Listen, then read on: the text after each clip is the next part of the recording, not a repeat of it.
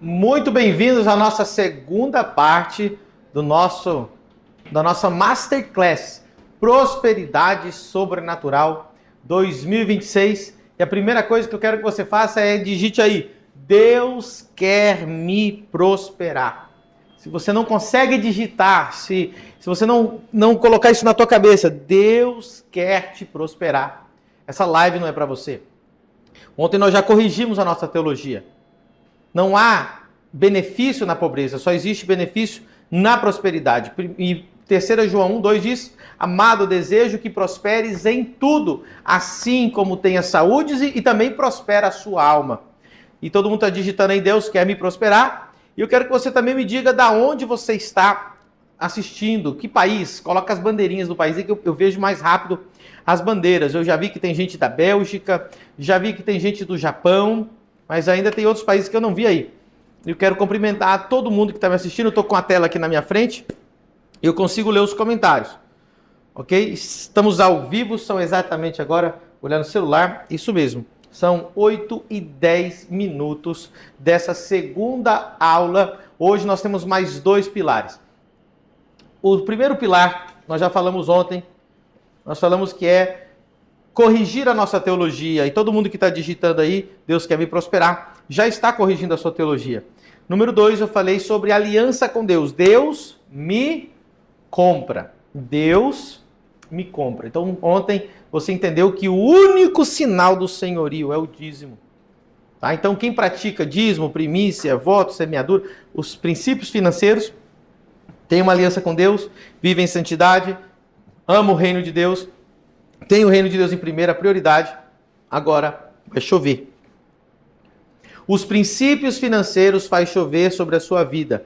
E a chuva cai sobre a terra que você semeou. Mas se você não semeou nada, você vai obter apenas lama. Por isso que tem crente que não sai da lama. Está chovendo sobre a sua vida. O céu abriu com a tua oração, com o teu jejum, com a tua profecia, com a leitura da palavra, com dízimo, com primícia, mas aí mesmo assim você continua na lama. Por quê? Porque ninguém te ensinou, ou você não soube preparar a terra, você não soube semear a terra, você não soube arar a terra. Então Deus vai fazer chover. Agora tem gente que só semeou uma sementinha, vai nascer apenas uma semente. Só vai brotar aquilo que você semeou. Só vai, e eu não estou falando de semear na igreja, eu estou falando de semear no natural. Só vai brotar a empresa que você fez, o esforço que você fez aqui na terra. E hoje eu vou começar, Lucas, com uma revelação tão grande, que isso aqui, ó, só com isso aqui você já vai prosperar em 2026. Eu vou começar com uma revelação tão profunda. Gente, tem muito pastor que não tem noção, que não sabe te ensinar, e ele fala que você tem que dar o dízimo do bruto da tua empresa. Muitas empresas, elas acabam quebrando porque elas trabalham numa margem muito pequena. Então, vamos fazer aí um cálculo bem simples, tá? Vamos lá. Vamos fazer um cálculo bem simples. O cálculo é o seguinte: a empresa faturou 100 mil. Acho que dá para vir aqui, ó. A empresa faturou 100 mil, mas a margem de lucro dela é muito pequena. Ela gasta 80 mil e o lucro dela é 20 mil. Ok? Se ela dá 10 mil de dízimo, ela está dando 50% do lucro. Então isso aqui pode quebrar a empresa. Quem entendeu? Claro, porque não sobra dinheiro. Então não sobra dinheiro. Então muitas pessoas ignorantes, né, não tem noção, tem senso comum, falam: não dizima do bruto. Aí o cara começa a dizimar do bruto e fale. Por quê? Porque isso não é bíblico. Ok? Você tem que dizimar do bruto que entra para você, da pessoa física, o que entrou na tua conta, o teu salário, o que entrou na tua vida pessoal. O que entrou na empresa, o dízimo da empresa é o dízimo do lucro. Senão você não vai poder sobreviver. Vamos lá! Muita atenção, porque lá em Gênesis, no capítulo 1, Espírito Santo, eu invoco a tua santa e gloriosa presença nessa aula, nesta Masterclass, que todas as nossas vidas sejam transformadas. E eu declaro que hoje É quebrado o espírito de pobreza, de miséria e escassez na vida de todos que estão assistindo essa live agora, em nome de Jesus. E eu declaro que a prosperidade divina, celestial, bíblica, santa, da bênção de Deus, de Provérbios 10, 22, vai ser ativada na vida de todo mundo a partir de agora, em nome de Jesus. Amém, amém e amém. Eu quero começar com uma grandíssima revelação aqui. Prestem muito atenção. Gente, isso aqui vai mudar, Lucas, isso aqui vai mudar a mentalidade brasileira. Eu gostaria que o Brasil inteiro, todos os evangélicos assistissem essa aula, porque eu acho que é a maior mudança de mentalidade que você vai ter na sua vida, nesses últimos anos de crente. Teu cérebro eu falei que a tua mente vai explodir com o que eu vou falar aqui agora. O crente, ele ama o tal do maná.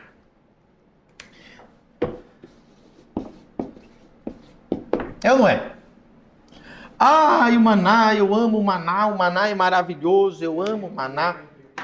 E pregação de maná, e Deus vai mandar o maná, e a provisão de Deus é o maná. O que foi, Lucas? Tudo bem.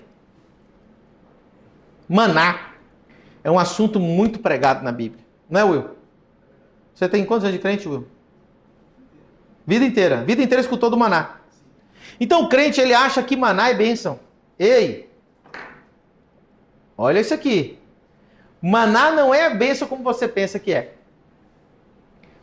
Vamos lá, eu quero explicar para vocês. Deus prometeu a terra prometida, ok? Então vamos lá.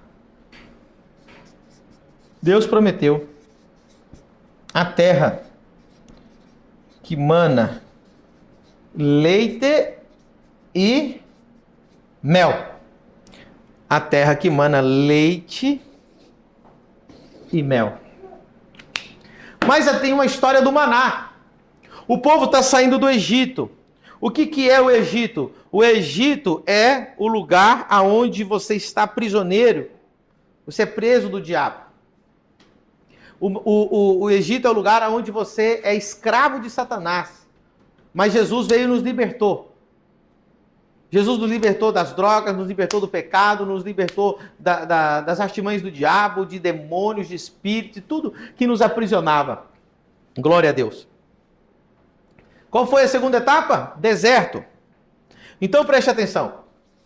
O maná foi para o deserto. E o deserto, ele era para durar entre 11 e 20 dias máximo. Eu já estive em Israel e eu já estive no Egito. Se você ver depois no mapa, do Egito até Israel é uma distância de carro muito curta, que você faz em poucas horas. A pé, uma pessoa normal vai fazer em 11 dias. Agora vamos colocar aí que tem pessoas mais velhas, tem crianças, tem que ir mais devagar, vai parando, vai numa boa. 20, vamos exagerar, 30 dias. Gente, Lucas, para os comentários que eu vou falar agora que é forte demais. Eu quero atenção total e eu quero que você anote aqui. Parou os comentários? O maná nunca foi o plano de Deus para que fosse algo recorrente para sempre. O maná era apenas o lanche da viagem. Ou seja, o maná não era a bênção. A bênção é a terra que mana leite e mel. O maná era o lanchinho da viagem. Olha, durante esses dias que não vai ter como vocês semearem, não vai ter como vocês plantarem, não vai ter como vocês trabalharem a terra, eu vou mandar o maná. E o maná mostra o quê? Provisão de Deus, é uma experiência linda, é lindo ver Deus trazer o maná? É lindo, mas não é para sempre, é para durar pouco tempo, é temporário.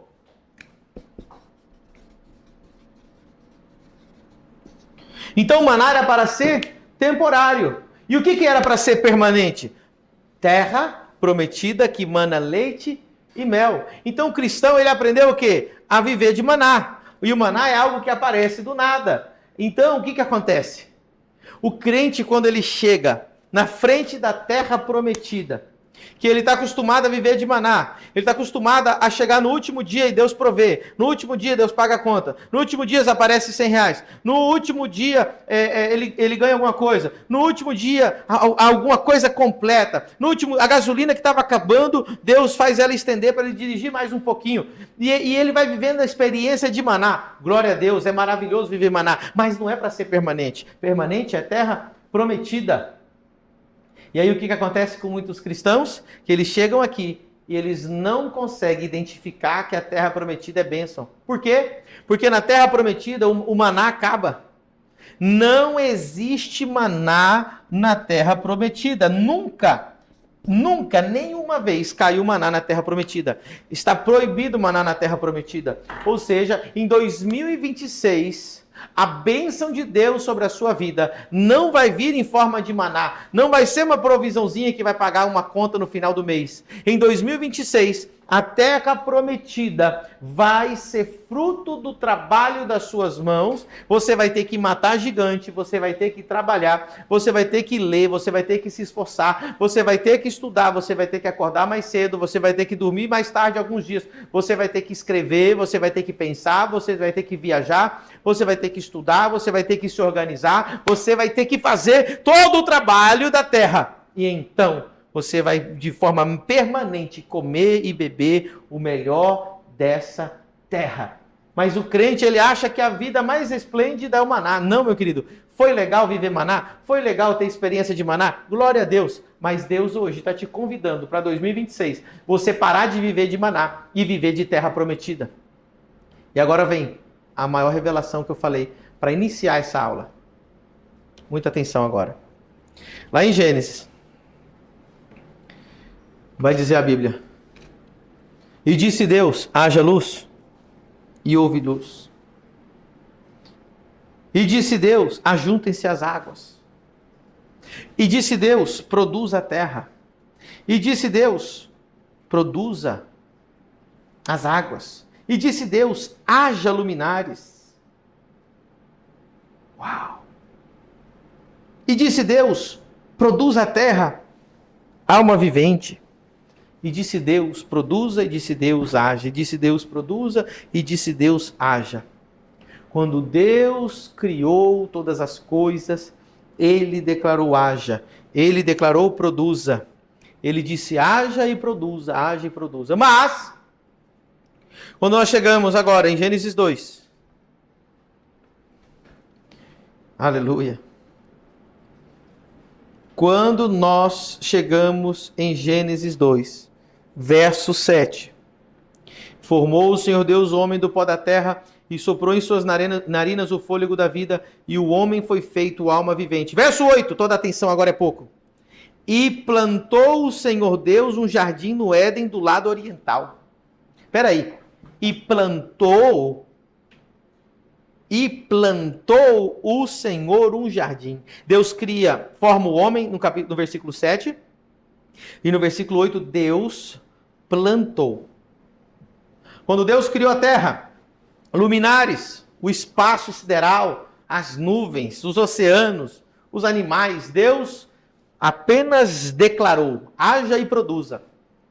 Mas quando Deus foi preparar o jardim do Éden, por que Deus não disse haja? Por que Deus não disse produza? O que Deus fez? Arregaçou as mangas e plantou um jardim no Éden. Deus forma o homem e planta o jardim do Éden. Por quê? Preste atenção. Porque Deus estava mostrando para o homem que a provisão não vai vir de oração, e nem vai vir de declaração, nem vai vir de profecia, nem vai vir do fruto do que você declara.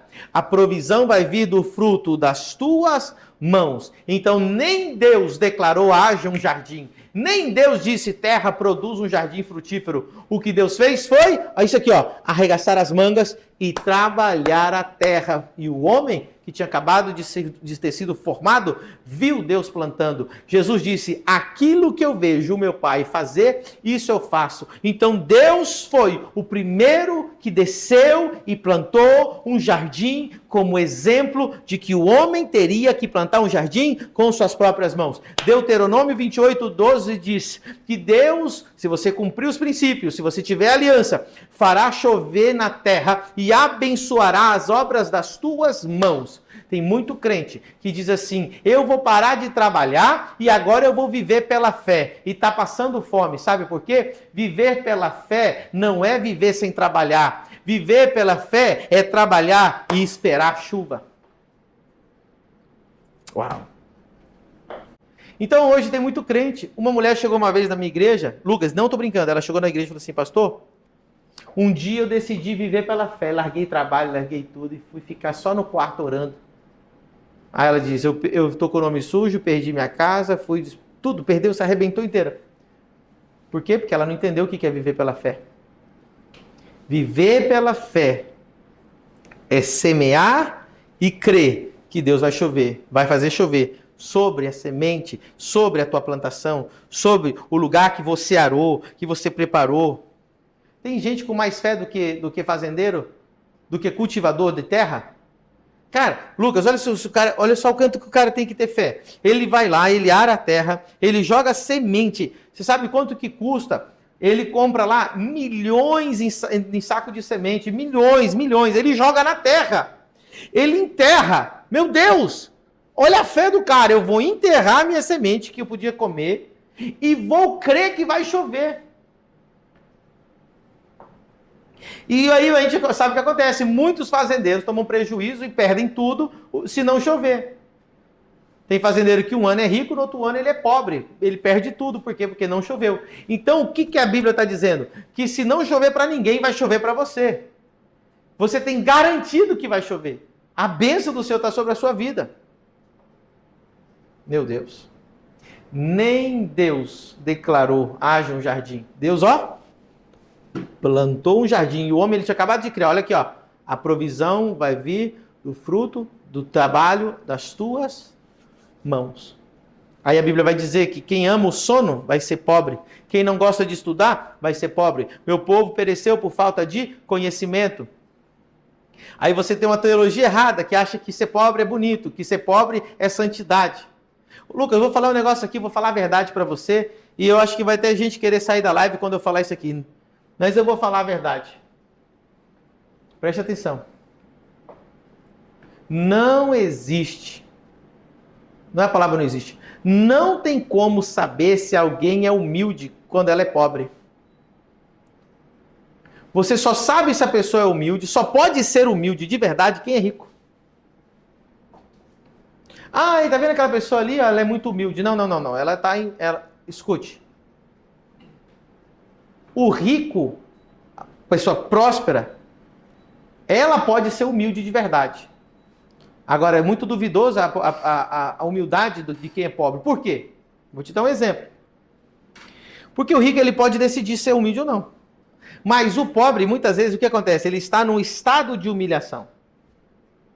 E o dinheiro, ele revela o que está no teu coração. Então, tem gente que fala, o dinheiro mudou aquela pessoa. Gente, o dinheiro não mudou aquela pessoa. Deixa eu falar aqui com você. O dinheiro, ele revela o que está no teu coração. É o típico caso daquele servente de pedreiro que chega todo humildezinho e diz assim, por favor, senhor, me dá um trabalho aí, né? Eu posso peneirar, eu posso pegar o carrinho de mão, eu vou trabalhar aqui, eu vou chegar mais cedo, vou sair mais tarde. Aí o cara dá um emprego pro servente de pedreiro. Nossa, que humilde aquele menino, né? Daqui a pouco ele é pedreiro, começa a ganhar mais. Daqui a pouco ele fica bom e o chefe coloca ele de quê? De encarregado de obra. Aí o que acontece? Aquele rapazinho que era humilde agora chega esculachando todo mundo, cuspindo em todo mundo, xingando todo mundo, fazendo, pisando nas pessoas. Espera aí, 1 ano, 2 anos atrás, quando ele era servente pedreiro, ele era humilde, agora não é mais? Não. Na verdade, ele estava num estado de humilhação. E o estado de humilhação, pessoas pensam que isso é humildade. Não confunda estado de humilhação com humildade. Agora, a pessoa quando é próspera, ela tem a oportunidade, ela pode querer ser humilde ou não. Então você só sabe se a pessoa realmente é humilde depois que ela enriquece, depois que ela é próspera, depois que ela tem dinheiro e poder. Então o maná ele era para o deserto, o maná era o lanche da viagem, o maná era apenas para 20 dias no máximo, 11 a 20 dias, era algo temporário. O que Deus queria que fosse permanente? A terra que mana leite e mel. E os crentes estão acostumados a viver de maná, viver de maná, viver de maná. E o dia que Deus fala assim, vamos viver de leite e mel, ah não, tem que trabalhar, ah não, tem que estudar, ah não, tem que ler livro, ah não, eu tenho que ir para a faculdade, ah não, agora eu tenho que acordar cedo, agora, ah não, eu vou ter que abrir uma empresa, ai não, eu prefiro viver do maná, eu vou ficar aqui no culto dando glória a Deus e Deus vai botar o dinheirinho na minha conta, Deus vai prover. Se você quer prosperar em 2026, você vai ter que arregaçar a manga e vai ter que pôr a mão na massa e trabalhar, garantida a chuva, viu? Agora, se você não tem nada nessa terra, a chuva vai virar lama.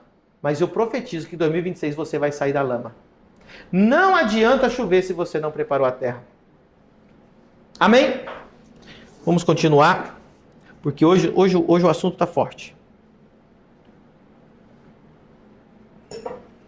Hoje o assunto está forte. Nem comecei a aula, isso aqui era só a introdução. Uau! Agora, eu quero falar de Abraão. Quero falar de Abraão aqui para você.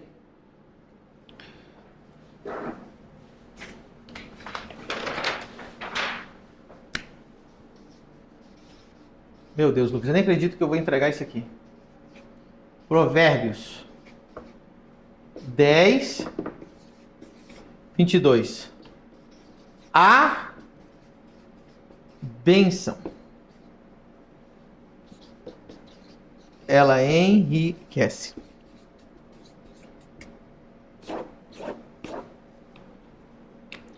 Alguém faz um favor para mim? Copia o versículo de Provérbios 10, 22 na tua versão e joga aí para mim.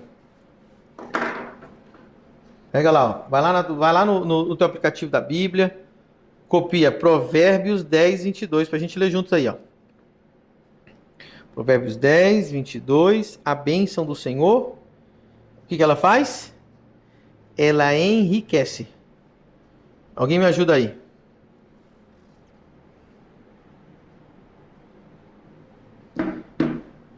Agora a pergunta é, como receber a bênção?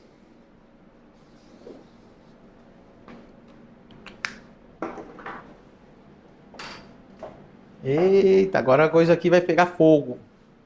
Então a grande pergunta é como eu vou receber a bênção? A gente já sabe o que a bênção faz. A bênção do Senhor enriquece em dinheiro, em finanças, tá? Estão falando aqui finanças. A bênção do Senhor enriquece. E não acrescenta dores. Preste atenção. Porque se você não entender isso aqui, não vai adiantar nada. Não diz que a unção enriquece. Não diz que a salvação enriquece. Não diz que a oração enriquece. Então, eu não duvido que você seja ungido. Não diz que o chamado enriquece. Os chamados enriquecerão, não. A bênção do Senhor enriquece. Você pode ter chamado, você pode ter promessa, você pode ter unção, você pode ter oração, você pode ter salvação. Então, eu vou deduzir pela minha experiência. I'm long time in the business. Provavelmente você que está assistindo do outro lado da telinha, você tem tudo que eu falei aqui. Você é ungido, você tem oração, você é salvo, você vai morar no céu, você tem chamado, mas você não enriqueceu. Por quê? Porque ninguém te ensinou, talvez, como obter a bênção. E eu vou te ensinar hoje como obter a bênção. Cara, você tem noção da aula que você está tendo hoje? A maior libertação que você vai ter nos últimos anos da sua vida é essa aula aqui. Unção, não, nenhum lugar na Bíblia diz que a unção enriquece. Lugar nenhum na Bíblia diz que oração enriquece. Lugar nenhum na Bíblia diz que salvação enriquece. Lugar nenhum na Bíblia diz que chamado enriquece. Lugar nenhum na Bíblia diz nada disso. O que diz que o que enriquece é a bênção do Senhor de Provérbios 10, 22. Só que quem que te ensinou como? Quem te ensinou como? Como obter a bênção do Senhor que enriquece? Vamos lá? Eu vou ler agora. Eu quero que alguém me ajude. Eu quero que vocês me ajudem. Ezequiel 44, 30. Ezequiel 44, 30. Eu quero que alguém vai lá, saia daqui, copie, joga aqui nos comentários para mim. Lucas, tem como você jogar aí na tela esse versículo para eles verem? Porque tem gente que está assistindo em casa e não está vendo o chat. Hã? O Lucas, você consegue pôr aqui na minha tela? Ezequiel 44, 30.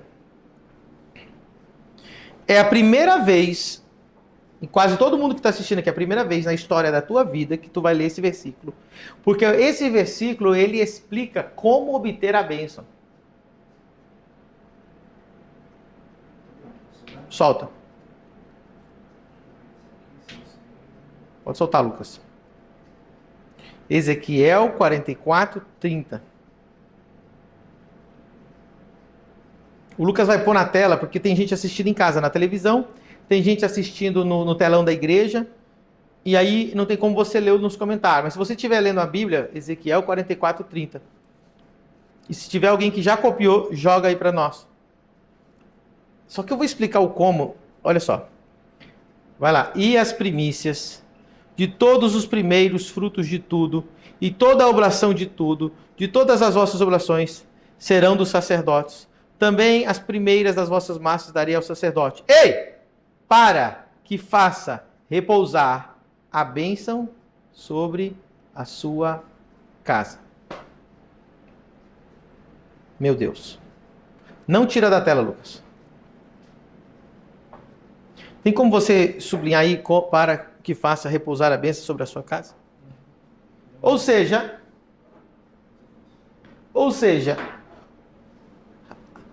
a gente já sabe o que a bênção faz. O que ela faz? Enriquece. Mas só existe um jeito de você receber a bênção.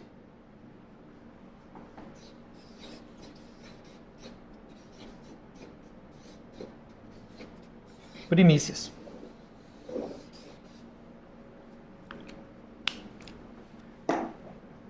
Esse é o caso do Anthony. O Anthony, ele ganhava R$ 1.500 quando entrou na igreja. Ele tinha saído do centro de reabilitação que ele tinha problema com drogas. E ele foi livre, liberto, já estava abençoado, salvo, tudo bonito. Entrou na igreja e estava ganhando R$ 1.500. O sonho dele era ganhar R$ 5.000. Aí ele entrou na minha igreja. Eu falei, olha, eu tô falando o que eu estou falando para vocês aqui. Eu ensinei lá na aula, na igreja. A bênção do Senhor enriquece sem dores. Aí eu disse, mas para receber a bênção do Senhor que enriquece sem dores, você precisa ser primiciante. Aí ele levantou para ir embora. Falou, não, esse pastor, ele quer meu dinheiro. Vou embora essa igreja agora aqui, que faltava, eu já sou pobre. Eu dou dízimo, agora eu vou dar primícia. Aí o Espírito Santo falou para ele assim, vai e faz então. E ele falou, vou fazer, mas já acreditando que ia dar errado, para ele não voltar mais na igreja. Aí ele pegou o envelope da primícia, que é o envelope azul, lá na nossa igreja, colocou, acho que foi em torno de R$ 50, que era a primícia dele, que é equivalente a um dia de trabalho a primícia, colocou no gasofilácio. E pensou, não vai acontecer nada, não volto mais nessa igreja.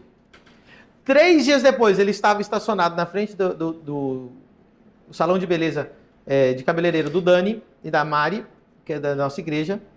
E ele estava assim, e ele recebeu uma ligação, ele atendeu a ligação. E era uma empresa da Índia, que estava com uma operação no Brasil, e falou, olha, a gente achou o teu número de telefone na internet, nós queremos te contratar. Nós precisamos de você para vendedor. Imediatamente ofereceu para ele o salário fixo e mais a comissão. Foi 3 dias depois. E o primeiro mês que ele trabalhou, o salário fixo mais comissão, ele ganhou R$ 15.000. Ou seja, 3 dias depois de dar a primícia de R$ 50, um dia do trabalho dele, ele recebeu a bênção sacerdotal E o que aconteceu? A bênção do Senhor, que enriquece sem dores, foi ativada sobre a vida dele. Ele começou a ganhar 10 vezes mais. Eu preguei essa mensagem na maior igreja da Argentina. 60 mil pessoas. O apóstolo Jorge Ledesma. Ok? Eu ministrei essa mensagem. Eu tenho tantas mensagens, tanto testemunho de pessoas que dizem, pastor, a primícia é o menor valor que existe de todas as ofertas. Olha que loucura. E é a que mais destrava. Meu Deus. Agora eu quero voltar e eu quero explicar algo para você aqui. Algo que é tão forte, tão profundo. Eu vou pedir o Lucas para tirar agora os comentários e tirar o versículo da tela por enquanto. Porque agora eu quero que você venha comigo para nós mergulharmos numa revelação. Você gosta de Bíblia? Você gosta de revelação? Está disposto a ir mais profundo? Então venha mais profundo comigo agora. Vou contar a história de Abraão bem rápida. Abraão, preste muita atenção, Abraão. Ele era de Ur dos Caldeus, Babilônia, Mesopotâmia. Mesopotâmia era a terra mais fértil do planeta Terra. Mesopotâmia significa terra entre dois rios. Rio Tigre e rio Eufrates. No sul, na região sul, tinha Ur dos Caldeus. Quase no encontro das águas ali entre o rio Tigre e o rio Eufrates, que desemboca no Golfo, ali onde hoje é Iraque. Tá? E agora, veja o que acontece. Deus tira Abraão. Diz assim, sai da tua terra, da tua parentela, da casa do teu pai, para a terra que eu te mostrarei e te abençoarei. Se você perder o raciocínio agora, você vai perder uma das maiores revelações da história da sua vida. Então coloca o dobro, agora o triplo da tua atenção. Abraão vivia no lugar mais fértil da terra, na sociedade mais evoluída da terra, no lugar que mais se podia fazer negócio e fazer transações de negócios do mundo. E Deus manda ele sair de lá. E diz que vai abençoar ele. Só que Deus disse que vai abençoar Abraão no futuro. Te abençoarei. Deus não disse você está abençoado. Deus disse, vai para uma terra que eu te mostrarei e eu te abençoarei. Por que Deus tirou Abraão da terra mais fértil e mais desenvolvida do mundo? E levou para uma terra chamada Canaã. Tá? Então, vamos falar um pouquinho de Canaã? De onde surgiu o nome Canaã? Noé, com 3 filhos, desceram da arca, Sem, Cã e Jafete. Cã viu a nudez do seu pai quando ele estava embriagado. Quando Noé acordou, amaldiçoou Canaã. Você não sabe, foi isso. Filho de Cã. E qual foi a maldição de Noé? Disse, maldito seja Canaã, filho de Cã. Então ele amaldiçoou o neto por causa do pecado de Cã, que revelou e descobriu a nudez do seu pai, de Noé. Então Noé amaldiçoa Canaã, filho de Cã. E o que acontece com Canaã? Ele vai morar nessa terra. A terra de Canaã era o quê? Descendentes de Canaã. As terras recebiam o nome do primeiro morador. A única pessoa amaldiçoada no mundo por Noé foi Canaã. O lugar mais amaldiçoado na terra naquele tempo era Canaã. Então Deus fala assim, ó, eu vou te tirar da terra que é quase uma terra que mana leite e mel, que é Babilônia. Vou te tirar você da terra fértil, que tem o rio Tigres e Eufrates no meio. Você está no meio dessa terra. E vou te levar para uma terra... Por que Deus não falou para Abraão a terra que ele tinha que ir? Ele falou, para a terra que eu te mostrarei. Porque se Deus falasse para ele que era Canaã, provavelmente ele não sairia. Ele falou, para que eu vou fazer em Canaã? Uma terra amaldiçoada. Eu provo para você que era uma terra amaldiçoada, basta você ler Gênesis 12, versículo 10. Gênesis 12, 7, a Bíblia diz, e Abraão chegou em Canaã. E Deus apareceu para ele e disse, essa terra daria a ti a tua descendência. Gênesis 12, 10 diz, e havia fome naquela terra, e Abraão desceu ao Egito. Olha que loucura. Quando Abraão chegou em Canaã, ele nem quis ficar lá. Ele nem montou tenda. Ele falou, não, aqui vou ficar aqui nada, vou embora. Chegou em Canaã, havia fome. Deus falou, fica aqui. Ele falou, não, vou para o Egito. Por quê? O primeiro lugar melhor do mundo era a Babilônia, o segundo era Egito. Abraão falou, cara, não tem nada para fazer aqui em Canaã, não. Aqui só tem miséria, o povo está passando fome. Mas Deus disse, é aqui. É Canaã. Toda atenção agora é pouca. Abraão dá muito errado para ele lá no Egito, se arruma confusão com o faraó, vende a esposa, falando que era irmã, volta para Canaã. Quando ele volta para Canaã, ele começa a obedecer a Deus, porque Deus já tinha falado em Gênesis 12, 7, que era ali. Aí em Gênesis 13, ele foi lá para o Egito, voltou todo arrebentado, com o problema que arrumou com a esposa, né? Problema com o faraó, voltou, se instalou agora de verdade em Canaã, na terra que nunca teria que ter saído de lá. Aí o que acontece? Acontece uma guerra. 5 reis do Oriente contra 4 reis do Oriente contra 5 reis de Canaã. Então esses 4 reis que vêm do Oriente, eles fazem guerra contra 5 reis que estavam em Canaã. Sodoma e Gomorra são um dos reis que estavam em Canaã. Os 4 reis que vieram do Oriente, venceram a batalha contra 5 reis em Canaã. Entre eles estavam os reis de Sodoma e Gomorra. Quem estava morando em Sodoma e Gomorra? Ló. Ló é levado cativo.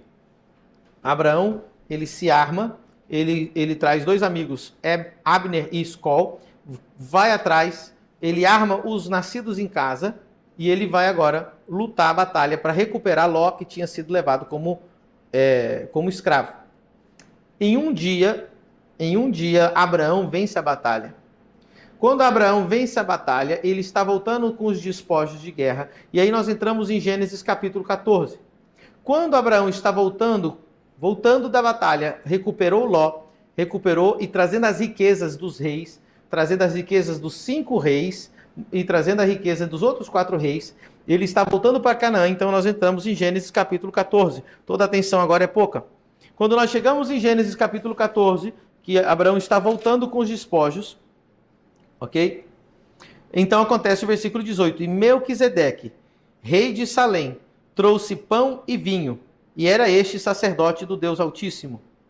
E abençoou e disse: bendito seja Abraão pelo Deus Altíssimo, possuidor dos céus e da terra. Olha só o que aconteceu. Abraão, sai da tua terra, da tua parentela, da casa do teu pai, para a terra que eu te mostrarei, e te abençoarei, e te abençoarei, e te abençoarei. Por que Deus não abençoou ele quando ele estava em Ur? Por que Deus não abençoou ele quando ele estava no Egito ou em Arã? E por que Deus não abençoou ele nem quando ele entrou em Canaã? Ele ainda estava abençoado, ele ainda não podia ter filho, ainda não tinha acontecido a promessa de Deus sobre a vida dele. Deus disse: vai para uma terra que eu te mostrarei, quando você chegar lá eu te abençoarei. Em que momento Abraão foi abençoado? Em que momento? No momento que ele vem com os despojos de guerra. E diz a Bíblia que Abraão, agora o próximo versículo: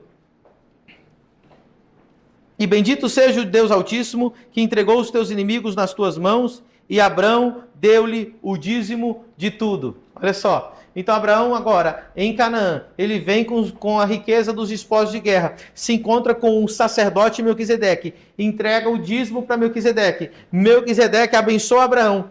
Pronto, nesse momento Abraão é abençoado. Agora muita atenção, muita atenção. Por que Deus não abençoou ele em Ur? E por que Deus não abençoou ele no Egito? Por que Deus não abençoou ele em Arã? Por que Deus falou em futuro? Porque Deus não abençoa lá do céu. Deus não abençoa lá do céu. Deus não abençoa lá do céu. Não é um erro aqui, eu que estou repetindo mesmo. Deus não abençoa lá do céu. Pastor, então como que Deus abençoa? Deus abençoa na mão e na boca do sacerdote. Agora aqui vem o segredo. O único lugar na face da terra onde havia um sacerdote era em Canaã. Melquisedeque estava em Canaã. Por isso Deus disse para Abraão: Abraão, sai da tua terra, da tua parentela, para a terra que eu te mostrarei, e lá eu te abençoarei. E abençoou somente o dia que ele encontrou com Melquisedeque. E diz a Bíblia, e Melquisedeque abençoou Abraão. No dia que ele entregou os dízimos, encontrou o seu Melquisedeque, encontrou o homem de Deus. Então, tudo que estava retido na vida de Abraão foi liberado sobre ele. Uau! Deus não abençoa lá do céu, Deus abençoa na mão e na boca do sacerdote. Deus não abençoa Abraão em nenhum outro lugar, só abençoa ele em Canaã, porque o único lugar que tinha um sacerdote para abençoar ele era em Canaã. O único lugar que havia um sacerdote para abençoar Abraão era em Canaã. Por isso que, ou seja, Abraão demorou ser abençoado Escute isso. Abraão demorou ser abençoado ao mesmo tempo que demorou ele encontrar o sacerdote dele. Abraão demorou em ser abençoado o mesmo tempo que ele demorou em encontrar o homem de Deus que iria abençoá-lo. Quem é o teu Melquisedeque? Quem é o teu sacerdote? Quem é o homem de Deus que libera a bênção sobre a sua vida?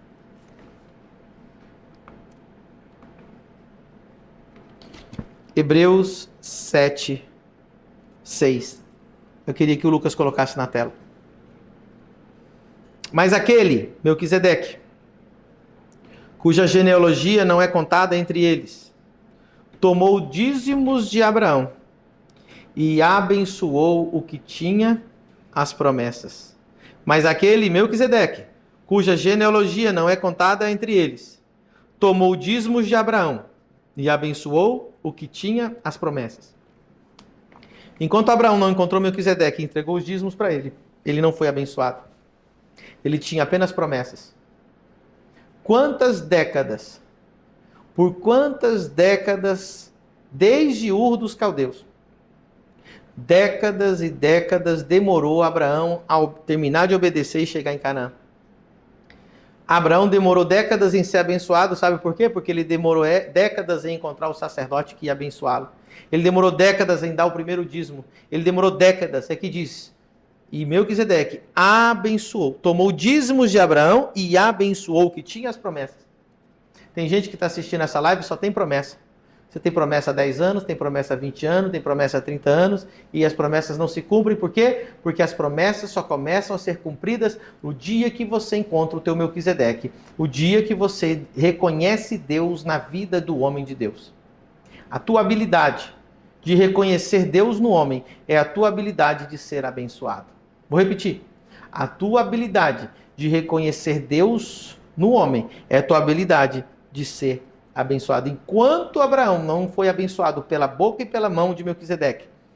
Vou ler de novo. Mas aquele, Melquisedeque, cuja genealogia não é encontrada entre eles, o que ele fez? Tomou dízimos de Abraão e abençoou o que tinha as promessas. Então essa é a dinâmica. Aqui nós estamos falando de Novo Testamento. Nós estamos falando de Melquisedeque. Jesus é sacerdote eterno pela linhagem de Melquisedeque. Qual é a dinâmica? Você entrega os dízimos para o sacerdote te abençoa e agora começa o ciclo da bênção. Agora, o que acontece no Brasil? O Brasil não tem essa revelação. As pessoas não entendem o que é o Melquisedeque, as pessoas não entendem o que é dízimo, as pessoas não entendem o que é sacerdote, as pessoas não querem se submeter a ninguém, as pessoas acham que ela, como tem promessa, não, Deus falou para mim no monte, não interessa se Deus falou para você no monte, não interessa se um anjo apareceu para você.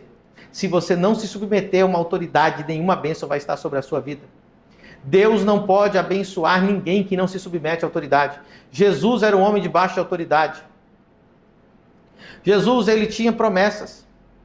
Jesus, ele não exerceu, ele não fluiu em nenhum dom, ele não fez absolutamente nada durante a infância dele, ele era apenas um menino que tinha promessas, que ele seria o ungido, que ele seria o Messias, que ele seria o Salvador, que ele faria curas, que ele faria milagres, que ele ressuscitaria mortos, que ele curaria os cegos, todas as promessas que estavam sobre Jesus. Nenhuma delas tinha acontecido com ele quando ele tinha 20 anos, quando ele tinha 22, nem quando ele fez 30 anos. Quando começou a bênção a fluir sobre a vida de Jesus? O dia que ele desceu até o Jordão e encontrou alguém que estava lá batizando. Quem estava lá batizando? O sacerdote, preste atenção, o sacerdote João Batista. Pastor, João Batista era sacerdote? João Batista era sacerdote legítimo, filho de sacerdote, que era sacerdote, filho de Zacarias. E inclusive diz que ele era da linhagem de Arão. Ou seja, ele era sacerdote legitimíssimo, João Batista. Jesus encontra um sacerdote. Sacerdote entende de sacrifício. Sacerdote olha para Jesus, João Batista, e diz: eis o Cordeiro de Deus que tira o pecado do mundo. Ou seja, Jesus vai e diz assim: me batiza, João. João não queria batizá-lo, mas Jesus disse: se você não me batizar, eu não posso cumprir toda a justiça. Eu não vou ter ministério, eu não vou ter milagres, eu não vou ser ungido pelo Espírito Santo enquanto você não me batizar. Jesus não operava milagres, não fazia nada antes do batismo. Ou seja, o dia que Jesus foi batizado por João Batista, o dia que ele se submeteu à autoridade, o dia que ele foi abençoado por João Batista. Jesus, ao sair da água, o Espírito Santo veio sobre ele. A partir de então, fluiu curas, milagres, sinais, maravilhas, autoridade. O ministério de Jesus nasceu nas mãos de um sacerdote. A vida que Abraão queria ter, as promessas, o filho, tudo veio só depois da bênção sacerdotal. A bênção sacerdotal é uma autoridade que Deus deu para o sacerdote. E essa bênção ela só pode ser liberada através do sacerdote. Então, quando nós vemos aqui em Números capítulo 6, verso 24.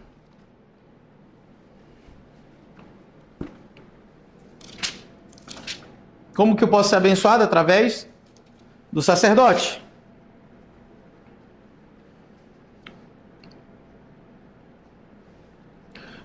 Vou ler o versículo 22. Esse aqui é a bênção que Deus deu somente para o sacerdote abençoar o povo. Essa é a bênção que eu dou no final da igreja, no final do culto, para a minha igreja, todos os cultos. E falou o Senhor a Moisés dizendo: fala a Arão e seus filhos, aos sacerdotes. Assim abençoarei os filhos de Israel, dizendo-lhes. Então, como que o sacerdote abençoa? Dizendo-lhes. E qual é a bênção? O Senhor te abençoe e te guarde. O Senhor faça resplandecer seu rosto sobre ti e tenha misericórdia de ti. O Senhor sobre ti levante o seu rosto e te dê shalom, paz. Olha aí que legal. Deus não abençoou o povo lá do céu. Deus disse: diga para Arão declarar essas palavras sobre o povo. Então foi Deus que declarou. Diga para Arão, diga para o sacerdote. Deus não disse lá do céu: olha, eu abençoo. Não. A boca de Arão vai lançar a palavra. Então a boca de qual sacerdote te abençoa? Por que a nossa igreja tem prosperado tanto? Todo final de culto, as pessoas vêm, trazem os seus dízimos, as suas primícias, suas ofertas, e eu libero essa palavra sobre eles. Então eu declaro que Deus vos abençoe e vos guarde, que Ele resplandeça o rosto sobre ti, que Ele tenha graça e misericórdia sobre ti, que Ele levante o seu rosto sobre ti e que Ele te dê paz. Em hebraico é shalom. E shalom significa paz, prosperidade, saúde e felicidade. Aí você vê os testemunhos que nós vemos hoje. Meu Deus, eu tenho que avançar. Então, Ezequiel 44:30 diz o quê?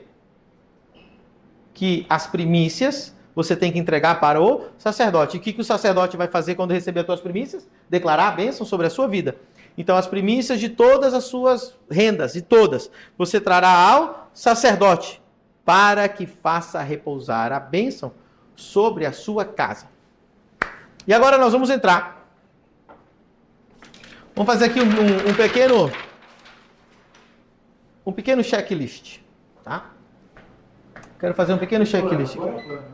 Não, vou fazer um checklist para entrar no plano. Vamos lá. Então nós sabemos, ok? Nós temos aqui a primeira dimensão.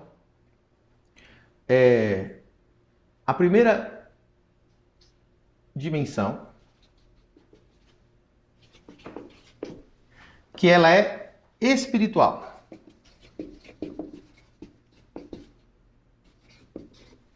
Vamos lá. Então você tem dízimos. Dízimos estão em dia? Está em dia. Minhas primícias estão em dia. Se isso aqui não está em dia, você vai ter que colocar em dia. Está em dia, pastor. Eu tenho sacerdote. Óbvio, né? Se tem primícia, tem sacerdote. Está em dia. Tenho santidade. Está em dia. E assim por diante. Busco o reino. Busco o reino. Está em dia. Ou seja, parabéns. Está chovendo. Está chovendo sobre a tua terra. Você está de parabéns. Está chovendo. Mas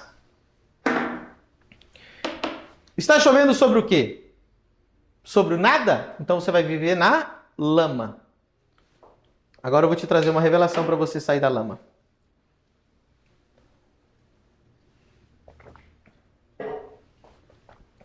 Em uma determinada ocasião, Havia uma mulher que era esposa de um dos filhos dos profetas. O que é esposa dos filhos do profeta? Vou até tirar isso aqui, porque agora eu quero andar para frente e para trás, conversar com o público. Não. Agora eu estou empolgado. 4.000 pessoas. 4.000 pessoas, eu estou mexendo nos móveis aqui, porque agora eu desliguei ar-condicionado. Eu vou entrar num assunto muito, muito forte, muito interessante. O que é uma esposa dos filhos dos profetas? Um discípulo dos profetas tinha morrido e deixou uma mulher viúva. Então ela era uma mulher fiel de um marido fiel, de um homem de Deus que seguia os profetas, tá bom? Então preste muita atenção no que eu vou te falar. E ela estava padecendo e o filho dela ia ser levado como escravo para pagar a dívida. Então ela clama o profeta diz para ela assim: traga o quê? Botijas vazias. Ou vasilhas. Vasilhas ou botijas. Como? Cheias ou vazias? Pega emprestado. Vasilhas ou botijas, depende da tua versão bíblica. Vazias.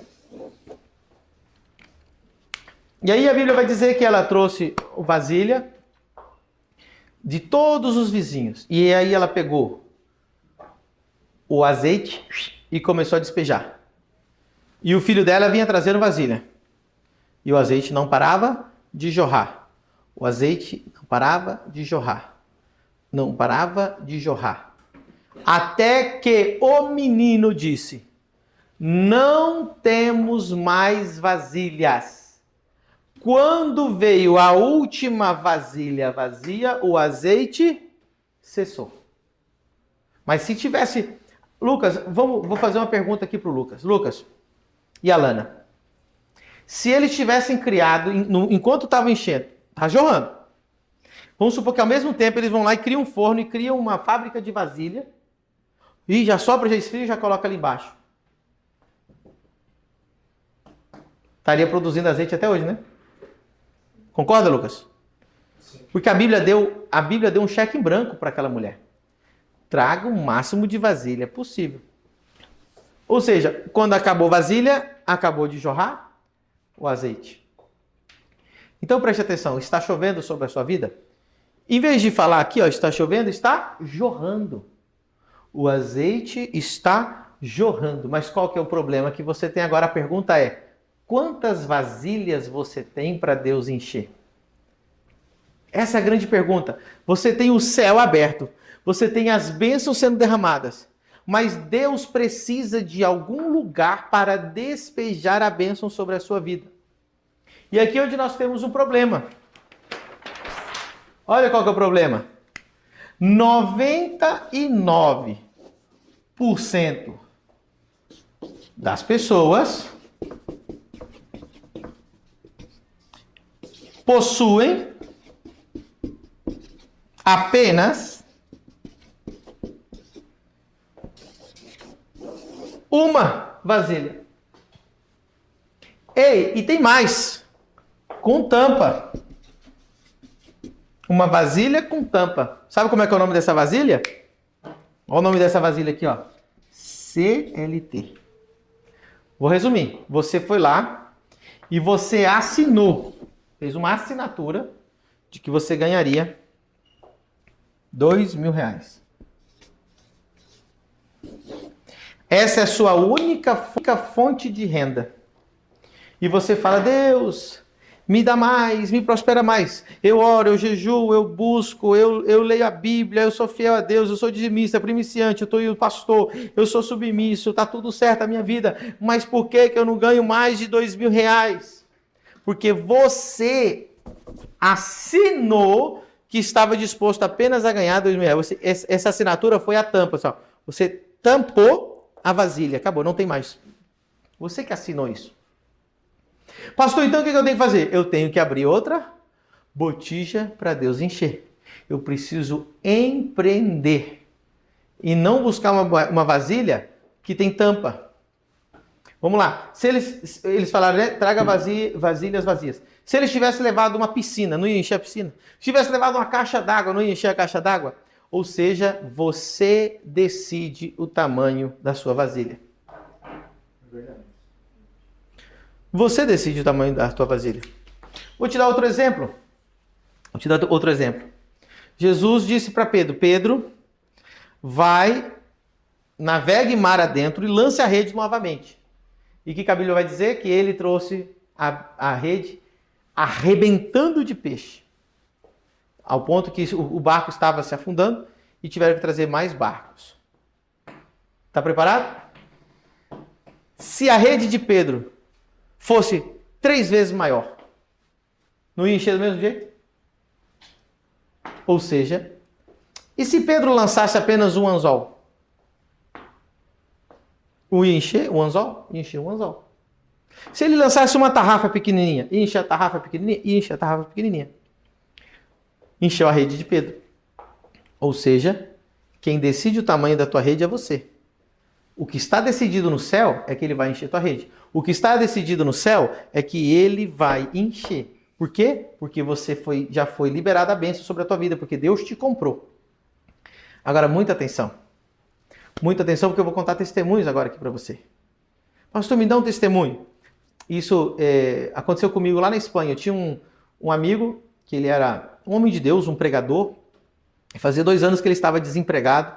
E durante 2 anos eu convivia com ele. E ele sempre reclamava, estou desempregado, estou passando fome, estou desempregado, estou passando fome. A minha sogra precisa me ajudar. E a sogra dele ajudava ele com 200 euros, que são ali pouco mais de R$1.200. E a esposa, e eles ficavam assim, sabe, sempre nessa tristeza. E ele sempre pedia oração. Medina, ora por mim, eu preciso prosperar. E 2 anos orando não resolveu, Lucas. Por quê? Porque você tem que colocar uma botija vazia para Deus. O que é uma botija vazia? Aí eu vou te contar agora o que é uma botija vazia. Eu vou te dar um exemplo. Eu disse para ele, faz o seguinte, você vai fazer tudo que eu mandar? Ele falou, vou. Eu falei, agora, eu te unjo em nome do Pai, do Filho e do Espírito Santo a pintor. Aí ele começou a rir, igual você está rindo aí, né? Como assim me ungiu a pintor, pastor? Eu falei, agora você está ungido a pintor. Ele, mas eu não sei pintar. Eu falei, não interessa, agora tu está ungido a pintor. E ele, como assim? Eu falei, agora você vai trazer vasilhas vazias para Deus. Eu falei, você vai pegar e vai fazer cartãozinho de visita de empresa. E você vai colocar o teu nome, o teu WhatsApp e o que você faz. O que você faz? Pintor. Pintor de apartamento, de prédio, pintor de parede, pintor de casa, pintor de construção civil. Ele colocou lá, fez o cartãozinho. Eu falei, e agora o que eu faço? Eu falei, agora você só vai voltar para casa quando você distribuir todos os cartões. Não sei se ele tinha feito 200 ou ele tinha feito 1.000, não lembro. Mas o homem se acordou cedo e foi. Aí ele colocava debaixo de cada porta, ele colocava em cada empresa, ele colocava, dava para pessoas na rua. E ele falou, mas e o que eu vou fazer quando alguém me chamar para fazer um orçamento que eu nunca fiz? Falei, você conhece alguém que é pintor? Ele falou, conheço, tem um grande amigo que é. Falei, então tu vai chamar o teu amigo e ele vai com você. Aí chamaram ele para fazer um orçamento, ele chamou o amigo que era pintor. Os dois foram juntos. Aí o amigo fez o orçamento e o amigo ajudou a pintar e ele dividiu o lucro. Preste atenção. Ele ganhava, Lucas, 200 euros da sogra. Ok? Na primeira, ele acho que não sei se demorou 2 dias para pintar o apartamento, tá? Em 2 dias, esse aqui ele ganhava 200 por mês de ajuda durante 2 anos. 2 anos. Ok? Vamos lá. Ele ganhava 200 mês. Preste atenção. Em 2 dias, ele ganhou 500 euros. Nós estamos falando aqui de euros. Em 2 dias, ele ganhou 500 euros, porque ele dividiu, deu a metade para o amigo que era pintor. O que aconteceu? A mulher que tinha contratado ele, chamou ele para pintar outro apartamento. Aí o que aconteceu? Outra parte do imóvel. E o que aconteceu? Ele não precisou mais chamar outra pessoa. E aí, de novo, em 2 dias, ele ganhou 1.000 euros. Que isso aqui são 6.000 reais. Em 2 dias. O que aconteceu depois? No outro mês, essa mulher chamou ele para pintar o prédio inteiro. Ele ganhou 30 mil euros. 3 vezes 6? 18. 180 mil reais. É isso? R$ 1.000. Euros. Ele tinha a bênção? Tinha. Ele estava firme com Deus, ele orava, ele jejuava, ele se submetia na igreja, ele cantava no louvor, ele pregava o evangelho. Ele tinha tudo. Estava chovendo, só que ele estava na lama. Por quê? Porque ele não tinha nada para oferecer, ele não tinha um lugar para Deus encher, não estava acontecendo nada na vida dele. O dia que ele abriu uma botija, que foi um cartãozinho, foi de 200 euros mês. Em um mês ele fez aqui, ó, 30 mil euros em um mês. Ele fez 180. 200 euros são R$ 2.200.